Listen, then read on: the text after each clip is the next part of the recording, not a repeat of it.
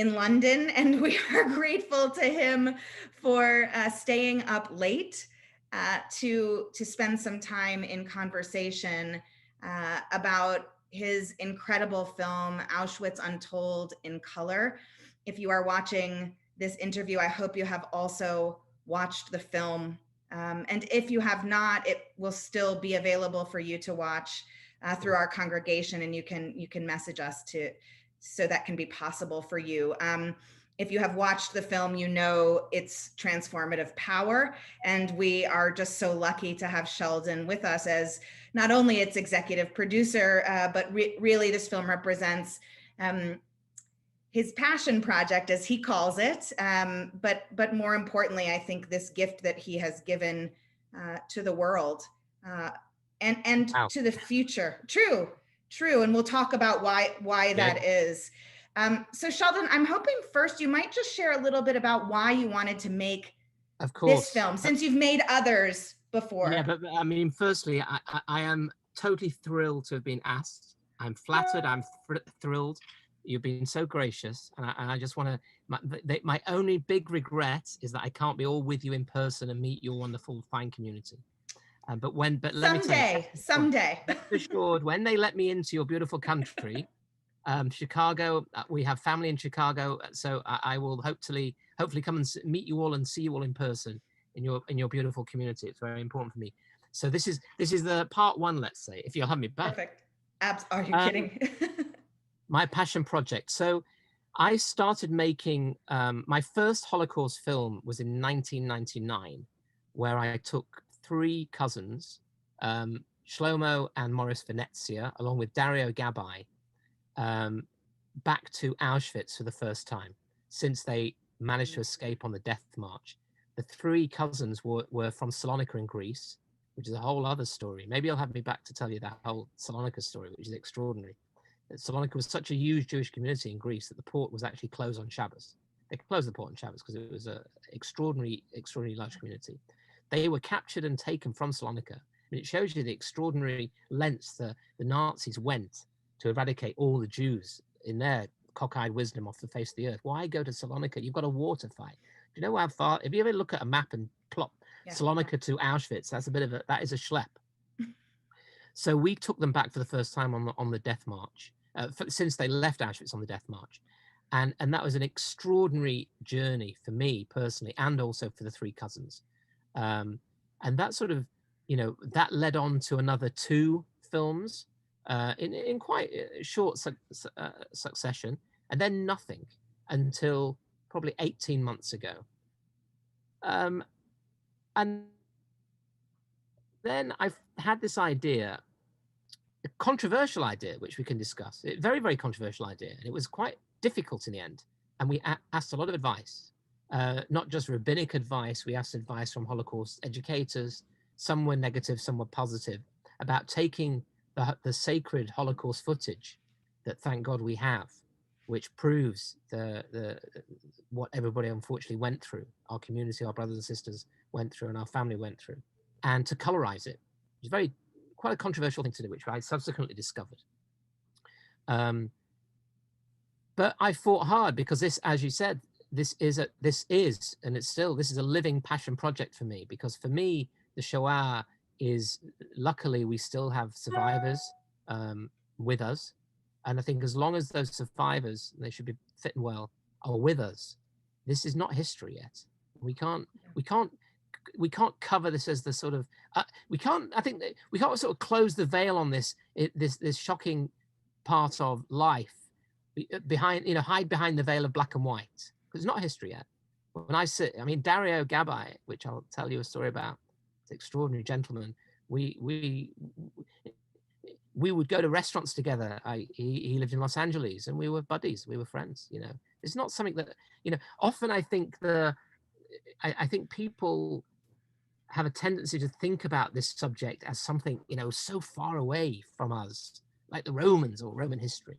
So it was a very important project for me. I fought hard to get it done. And we had the good graces of the History Channel in America who basically signed the check. And I'm forever grateful for them. Yeah, the whole idea of the in color part strikes me as a good place to begin, just because it's in the title. And I shared this with you a moment ago. I'll share it again for the folks who are listening to us. When my children watched the film with me, my daughter's response to noticing the colorization was, oh, is this so we, meaning children, understand that this wasn't like a super long time ago, that these are like real people. And I think she really captured that. But as she said that, I was, of course, struck by the knowledge. There have been all these studies over the last 2 years of millennials in particular. I don't even think they've surveyed Generation Z yet. I mean, stunning percentages of the population who've never even heard the word Auschwitz. No less could they say what it was. Terrible. Yeah, you're absolutely right. I mean, it's an extraordinary state of affairs. And in this country, in Great Britain, luckily we have a government-backed organization called the Holocaust Educational Trust, who were instrumental in helping me find our precious, I call them diamonds, our survivors. Mm-hmm. They're my diamonds. They're our diamonds. Yes. To speak to. And it was very important also that, as you notice on the film, we had a very, very robust team of historians for fact checking behind the scenes. But my decision as exec producer was not to interview any historians actually on the film. But this was the survivor's tale. This was the survivor's story. And that was very important. And also all the survivors were interviewed with the knowledge that we were going to colorize, the footage and it's very interesting. Your daughter, that's exactly was my pitch to the television networks to get the funding to make this documentary, because this is unfortunately a problem we have. This is a problem we have. This is a living story still.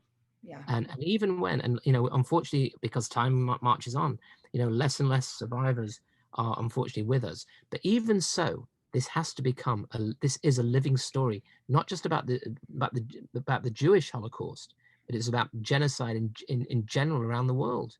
The world has to become a better place, and if we are not learning lessons from history, there is no hope for us. Yeah, and I think the idea that it's not just, certainly it's about the Holocaust, but it's about, any genocide. If we have any interest in preventing that, which humanity has not really been successful. No. We don't have a great record in terms of changing that pattern. But one of the things that I think is so powerful in the film is how the colorization humanizes the experience. Exactly. Whether we want, I guess there's the whole sort of, consciously we watch these stories being told, and then subconsciously we navigate it as well. And it is so confronting to, you show the photos in black and white that were taken of the prisoners in Auschwitz, and then you center on a colorized version of it at different points in the film. And I remember looking at one boy and thinking to myself, and I'm no stranger to anything about the Shoah. I've spent an incredible amount of time in my life studying it, but I have never looked at a photo of a child in Auschwitz and looked at his face, and this boy had freckles like sort of on his cheeks. And I thought to myself, oh, this could be my son. I've never personally connected in that way. And I think it is your colorization that enabled that to happen. Can I just tell you, and I can say this because I'm amongst friends with yourself and your community. When I stopped making Holocaust films a long time ago. I think the last one was probably 2006, because I think I thought, because of the incredible success of the Shoah Foundation, because of Schindler's List in 1994, that kicked off this modern campaign. I thought everything had really been told and spoken about, and there was so many movies and so many documentaries and so many books and the whole thing. And it's a horrible thing to say, but I'll say it, that I also was struggling myself to have a connection. I mean, in my local community in London, there are Holocaust survivors in my local synagogue, which friends of mine who literally live around the corner from where I'm talking to you now. You know, but exactly that. I was searching for something to bring it alive to me, and I suddenly think, well, gosh, if I'm having problems, I've got to do something about this. Yes. It's incredibly, incredibly important, but it is controversial, and there were hurdles. There were hurdles along the way, and I think, and generally speaking, it was people with best intentions. Yes. Best intentions, because nobody wants to be seen to be manipulating history. And it's a very difficult, complicated. Most of our gems, our diamonds, were totally accepting. And once we'd explained what we wanted to try and do to not just a younger audience, but generally to an audience, they accepted what we were trying to do, and it was very, very well received. But as you and your point, have we learned anything? And I'm not talking about the Jewish community, the general world. You just look what happens in China. Look what happens literally at this moment in China with the Uyghurs. Yes. People don't learn really. But I think what we do is, I think we have to sort of internalize, what's the old saying? You save one person in any way and you're saving a whole world. If we can internalize the messages from what our family has gone through, and I'm talking about our family in other genocides as well. Yes. That's the only way we can change the world, one at a time. One person at a time. Because the thing is, what is it, 75 years since the liberation of Auschwitz? Yes. And I'm literally turning on the news every day, and it's a huge story in the UK and also in the US and globally. What they're doing in China with the Uyghur community is absolutely mind-blowing. Mind-blowing. Yeah, and that tension of the controversy of changing or transforming imagery, right? It strikes me as this tension around what is sacred, and then how do we understand the sacred, right? Is the sacred something to be kept away, locked and protected in the assumption that if it isn't touched, it's protected, or is the sacred for the purpose of something else as well? There's this, you bring that, I think you make such a compelling argument for purposeful treatment of the sacred in life, not just in the past, in your film. We hope that's what we wanted to try and do. When we launched the film back in January, we launched it on purpose at the Simon Wiesenthal Center in Los Angeles. And I was one of the guest speakers at the launch. And I was very, very nervous because we had very, very eminent historians who we hadn't interviewed on camera. And it was a very lively discussion. But what came out in the end, exactly what you're saying, I think from myself, all the crew, all the team, we were on a sort of a joint shared mission, because something like this could go very, very wrong. Because the last thing you want to do is to manipulate history, because you can manipulate history for the wrong reasons as well. But we had the right reasons for this. And if one person watches this film around anywhere in the world and realizes what was going on, and even just change their slight mindset, even if for a few minutes, then I've done my job.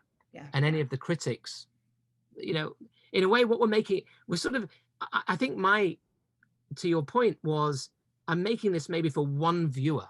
Yes. Just one person. I don't know who the person is. I'll probably never meet them, but I'm making it for one viewer. And that was the razor sharp focus. Plus we got to meet some extraordinary survivors who obviously now are friends. So tell us a little bit, for those who have not watched the film, or maybe for those who have and are looking for a little more. Yeah, sure. Why don't you tell us about what stands out to you from some of the diamonds? Definitely. I mean, no spoiler alerts for those who haven't seen it, but there was some extraordinary and very, very strong, powerful female stories, which you unfortunately don't often hear, and which is interesting. there was a story which it was absolutely mind-blowing. And also, we chose on purpose our incredible director. And maybe if you have another event like this, maybe next year, maybe you should ask, maybe I could suggest him as a guest speaker, because he's extraordinary. And he'd never made a Holocaust film before. A guy called David Schulman. He'd never made a Holocaust film before. And that was on purpose. We chose David, not just because he's a BAFTA-winning, Emmy-winning director who's living in the UK. He's an American, because we wanted fresh eyes, because of the use of color. We wanted fresh eyes. We wanted someone who had not been through the experience, because for him, it was an experience also. And interestingly, I'll tell you two very quick stories about David. The first thing is he's also Jewish, but not, he's not yet religious, and he's not necessarily connected at all really to his faith. But he told me a story when we first met, before he'd signed on to the job. We were having lunch in London. And he said to me, only just recently I discovered, this is an extraordinary story. He discovered that his wife of 25 years, who he thought his wife was non-Jewish, discovered that his wife was Jewish. It was the most extraordinary story, because he didn't live in a Jewish area. He had really no connection. He didn't have a community like yourselves or a community like mine. Right. And then when we spoke to his agent about taking on a project to the extent of this, it sort of awakened him, and it sort of awakened his Judaism, which is very interesting. And I'll tell you another story as well. And the way he interviewed, as you can see from the film, the way he was asking questions that our diamonds had never been asked before, because he'd never made a Holocaust film before. Yeah. Because obviously a lot of our survivors, thank God, have been asked to speak with schools and universities, at synagogues. So we're filming in Birmingham with the most extraordinary lady, Mindy, who is a wonderful woman in the film. No spoiler alerts, but this is a story that she told. So she's in Auschwitz with her sister and her mother. And literally, we'd stopped filming. I think we had a break for lunch. As you can see from the film, I think all of our survivors, let me just check that they all were. Yes, all of our survivors were interviewed in their own homes. Yeah. This was luckily, this was before COVID. Yeah, which would have made things slightly more difficult now. Before COVID, everybody was because we wanted to be in their home, their safe space. Yes. Very important for their safe space. And we would break for lunch, and she said, and David, who's incredible and very inquisitive and very respectful, and he got on well with everybody, he looked at Mindy's arm, and she did not have a number. So he just asked. And this is off camera. Yeah. He says, why? He said, let me tell you a story. And that we eventually rolled on the story. Yes. Spoiler alert. But this, because it was mind-blowing to us. Yeah. She was she arrived with her mother and her daughter. And they were queuing up. And it was interestingly, the Nazi guards would not do the tattooing, which I didn't actually realize. It was left to the capos. Because they didn't want to touch Jews. It wasn't not a nice thing for them to do. So they're waiting. This is, I think, they just arrived in Auschwitz. So the mum's at the front, Mindy's second, and the sister's third. So they do the mum. Gets to Mindy, for whatever reason, he like shooed her away. Gets the back of the queue. Did the sister, and never did her. And she was never discovered, because they never touched you. They didn't want to touch you. They didn't check. So she went through the camps without a number. It's absolutely mind-blowing. But the most amazing coda to the story, which is extraordinary, about 6 years ago, she wrote to the Auschwitz Museum wanting her records, her record card, which they sent her, and I had it in my hand. I held it. I held this holy piece of paper in my hand, and it was her record card with her name, the date that she arrived in Auschwitz, and guess what was on the piece of paper? The number that should have been on her arm. Oh my God. Unbelievable. It's unbelievable. You can't make these things up. It's absolutely extraordinary. It was a blunder, and the Nazis did not make blunders. Luckily, they kept every record. They kept everything. There's everything. She's got her number that should have been on her arm. these are just some of the gems because we chose that director who could Yes. ask them and, Yeah. Anyway. Yeah, that I was going to bring that up. It was one of the things in the film where I had never heard of anyone who didn't have a number. Wouldn't have even entered my head to think, oh, someone wouldn't have a number. It's just not.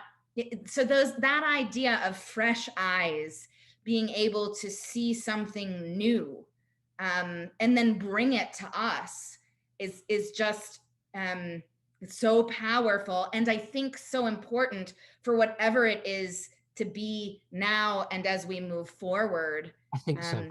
I think it's fresh. I think you exactly that. It's totally right. Fresh eyes, because in a way, this is a fresh story because the world is not changed.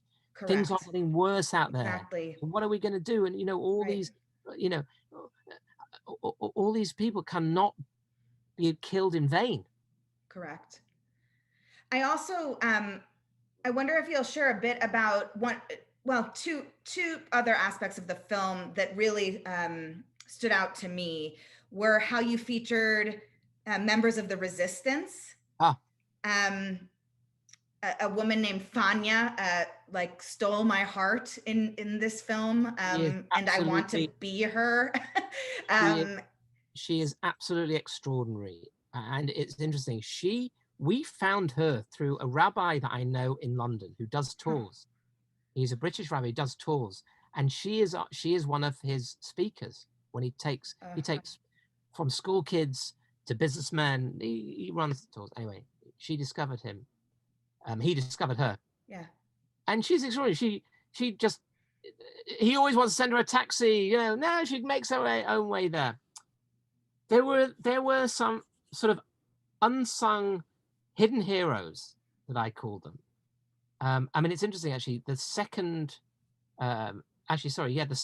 Holocaust film I made was about hidden children in the war, and one of the most extraordinary experiences, and most memorable experiences, one of them that I've had in my life, was taking a survivor back to Warsaw to meet the lady that risked everything, non-Jewish lady that risked everything to save this little boy, to hide this little boy in her cupboard.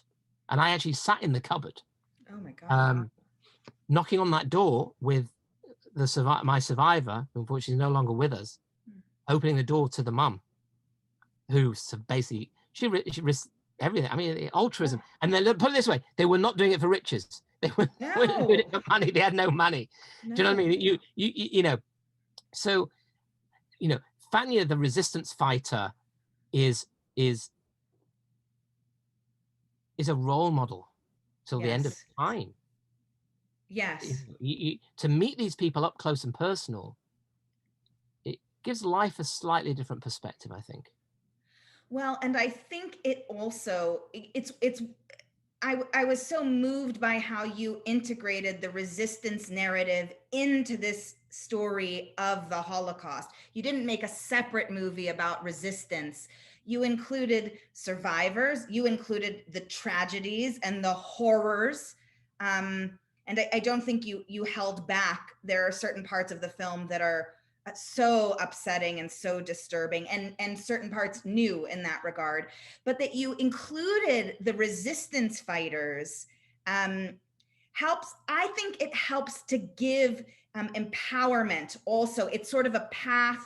Yes. I took it, if this is a story that is still unfolding and still being told and still repeating, we learned that there are different possibilities, and one of them is resistance. Because we met Fanya, who didn't sleep and blew up railroad tracks. No, literally. It's about empowerment. I think this is a very important point of discussion. And this was something that we discussed within the team, because and also with some of our historians backstage, because something that I had a disagreement with one historian, because I felt that, and we heard of stories of people literally, we've just had Passover, literally using pieces of burnt bread and Yes. pretending it was matzah. You know, some historians say that's ridiculous. If they ever get caught with a burnt bread, they would sacrifice. They would kill. They could kill all the old barracks. And you know, there's shofars that the people were trying to blow out of thing because. But no, in a way, that's resistance. It is. That's not resistance. That is the resistance. Yes. I think that it's really something that I think is really important. You know, really, really important, because they had a mission. Yes. Well, and even to your point, another narrative that struck me was, and it was a trope, more towards the second half. Yes, food and sharing the food. Never heard. I never realized that. Never thought about that. The amount, most of them, and they weren't even prompted. Yes, it wasn't like we had like 5 questions. It was amazing. Food was, well, listen, think about it. When you're hungry, what do you think about? You know, it's like, it was an extraordinary trope. That was something that I'd never, and I've done, this is my 4th Holocaust film, and I never, embarrassingly, ever thought about that. Because often we wanted to dig below the surface a little bit more. Yeah. And you discover, also, I think because these survivors, our diamonds, were younger, just because of the passage of time. When I was making my first one in 1999, they were younger, you know. Yeah. They probably had more emotional attachment to certain things to just keep them going, because otherwise you would just crumble. Yeah. You know. Well, and the how they shared that, you know, the way you survived was not by going it alone. The way you survived was by a sisterhood, a brotherhood, a friend, someone you helped. And if you got one bread, you divided it into 3 pieces, or you shared it with the other, and then they would carry you when you went on the death march and you couldn't walk. You know, in some respects, it's it makes just logical sense. But in this sense, I wonder if that wasn't also resistance, maintaining your humanity. I cannot even imagine how it would be possible to maintain one's sense of humanity. But every survivor speaks to that. And the way the film depicts their humanity, I think that's a resistance as well. You're absolutely, you know, you're absolutely right. I think you're absolutely right. And I mean, one story I'll share, which to me was something I think it's absolutely remarkable. So obviously we live in Northwest London. Any of your congregants are ever in London? After For sure. Give it a call. All my details. With pleasure, we'll host whoever you want. Wonderful. It'd be an absolute pleasure. So in my local synagogue, one of the congregants came to me. This was actually before the film had its premiere on British television. It premiered on in January, both in America and in the UK. And this guy, who I knew but didn't know so well, came to me and said, "Thank you." And it was early in the morning. I didn't really, you know, I just smiled and said, "Thank you." He says, "Thank you." I said, "Why?" He says, "Thank you." He said, "Didn't you see the newspaper yesterday?" And unfortunately, I hadn't. He said, "My wife saw a picture in color of her father, her late father, who's a guy called Eugene Spiegel. And he was 30 years old when he arrived in Auschwitz, because we colorized the photo, and she was reading the morning newspaper, and he survived, and most extraordinary, he survived the war and lived his golden years in Israel. And unfortunately, he's no longer with us. And she's looking at, and the newspaper in the UK did a story. I didn't even know about this. I mean, we obviously had a press officer doing stories about the film and everything. And this Anita Roma was Anita Spiegel, and recognized her father in one of the photos, and I'll just show you, I've got it here, in the very famous Auschwitz album, which we feature actually in the film. Yes. Which is the most extraordinary pictorial record. It's the only pictorial record, over 150 photos, which were taken by a Nazi photographer, luckily, because this is an eyewitness to the record. This is a record eyewitness to the final solution. and she saw her father, her late father, in color. And then we got to meet her. She came to speak. Um, Unbelievable. This is 6 years, obviously, before Anita was born, because they were in the last Hungarian transport. The stories are unbelievable. That brings it to life. It brings it to life. Yeah, literally, literally. Oh, wow, that's incredible. The other, so the inclusion of resistance narratives was something that really stood out to me. And the other sort of new narrative, for me at least, was of the Roma. The Romani narrative, the resistance, the survival or not, the impact of that, and you elevated that story too, which I was so moved by. The Romani genocide is unfortunately one of the most overlooked stories of this period. Yes.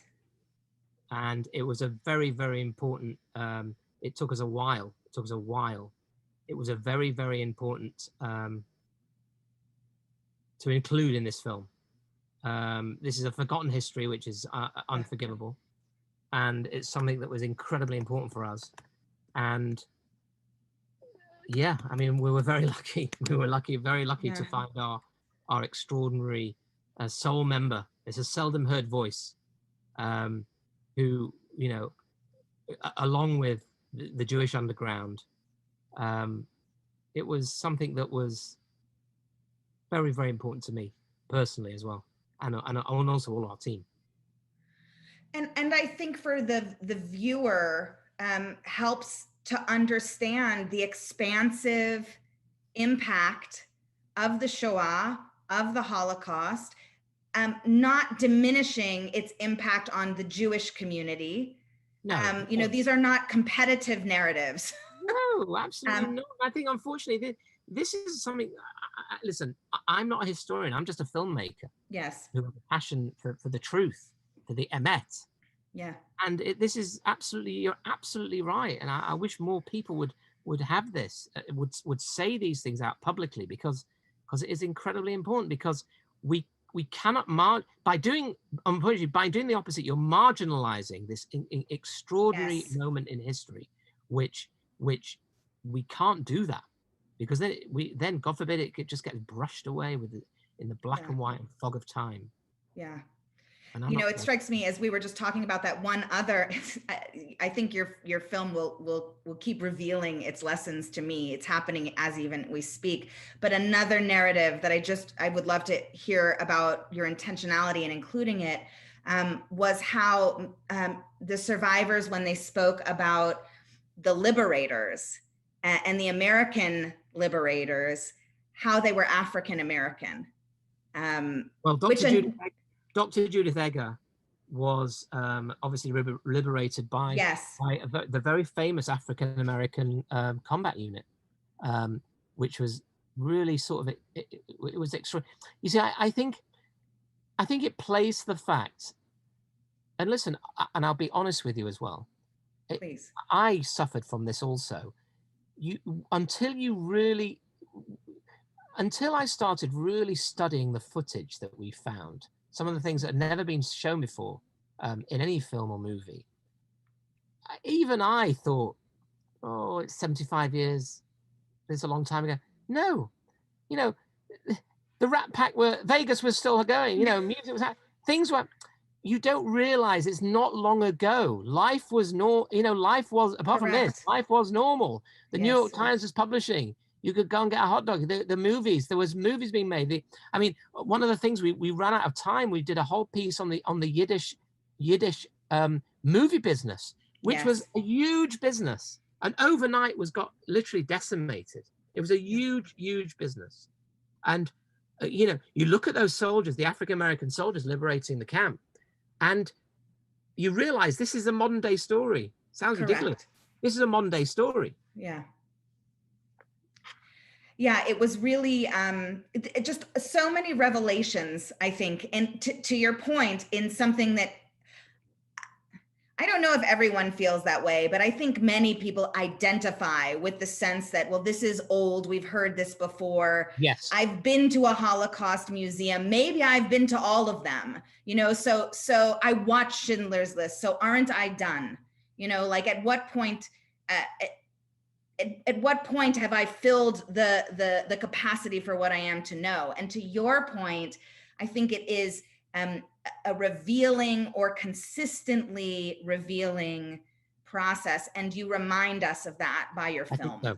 But you've got to work on it. It took me a Yes. while to work on it, and I'm being honest. I'm not, it took me a while to work on it. You've got to work on it, and I'll share something just briefly with you if we have time. Next year is the third, and this is one of the stories that I wanted to tell you because it is pretty extraordinary. It happened today. So it's the 30th. Next year is unbelievably the 30th anniversary of the release of Schindler's List, which is mind-blowing. I remember I was 20, because it's 1993, so I was 23, giving my age away. And I'd not even moved down to London. I'm from the north of England. My family lived in the north of England. And this is before I even I hadn't even had my first job in television yet. And I went with about 12 friends to the cinema, to the movies, to watch Schindler's List. 12 of us sat there and literally crying like babies at the end. Of course. Especially the scene with the red coat. I mean, that's another subliminally, the red coat. I was going to ask you about that. Until I finished making my film, I suddenly realized, that Steven Spielberg did it obviously before me. But then cutting to real life when they're at the graves, I think in Israel, and we were crying like babies, the 12 of us, literally crying like it. And literally it's 30 years. I'm suddenly thinking to myself, this was only recently during COVID lockdown. We're all working from home, our office is closed. I'm thinking maybe it's time to do a 30th anniversary celebration of the release of Schindler's List and tie in with the Shoah Foundation, which is Steven Spielberg. I mean, he's done more for Holocaust education in the world than anybody else has ever done, with the thousands and thousands of survivors. So I contacted the CEO of the Shoah Foundation, who's a Brit living in Los Angeles, who was employed by Steven Spielberg to run the Shoah Foundation, called Stephen Smith, who used to run, his brother actually, they're two Christian brothers who run the most extraordinary Holocaust museum in the north of England. It's very, very famous. He then left to work for Steven Spielberg at the Shoah Foundation, who have hundreds and hundreds of and thousands of obviously written and recorded testimony. And I contacted them about 2 months ago, wanting a meeting with Steven, obviously on Zoom because of COVID. And the meeting was set. The meeting was set 8 weeks ago. The meeting was set for today. Okay. And we had the meeting on Zoom, talking about the idea, because the idea is to also to go and find and interview some of the Schindler's List survivors. There are still, thank God, survivors who were on the Schindler's List. For the 30th anniversary, because they did a 20th anniversary release of Schindler's List, but they never did a documentary. And they really liked the idea, and we're talking. And it's interestingly, Dario Gabbai, my friend who I took back to Auschwitz, who was one of the first interviewees that Steven Spielberg arranged for the Shoah Foundation back then in 1993. And I remember clearly driving in Los Angeles with Dario in his beautiful America. He loved cars. And he showed me the letter. It was before email. He was so proud of this letter that Steven Spielberg has asked to tell his story, because he'd never told anybody his story. But Steven Spielberg, he was like thousands of others would never say anything about this story. Steven managed to open up. He managed to get them to open up. I always remember him holding this piece of paper. Anyway, let's go back to last March. Unfortunately, at the age of 97, we lost Dario to a better world. I saw Dario actually in the January. That was the last time I saw him. And I got a message from his carer. He was living up until I think the age of 96. He was living alone, but then his legs weren't so great. And anyway, so he went into a home in Los Angeles. I got a message, unfortunate message, very sad message from June before last March, just before lockdown. So he had, thank God, he could have a funeral, and it was. I mean, I unfortunately I couldn't travel because we weren't allowed to leave Great Britain, but it was Right. on Zoom. Anyway, so we're reminiscing with the Shoah Foundation, who all loved Dario because he used to appear as one of their star speakers, because also he was one of the first that Steven Spielberg interviewed. So we're chatting today about Dario, and then we're talking about the documentary. This is today on Zoom, and I say thank you very much and blah blah. I'm looking at my phone after the Zoom meeting, and I'm looking. Oh my goodness me! It's the 25th of March.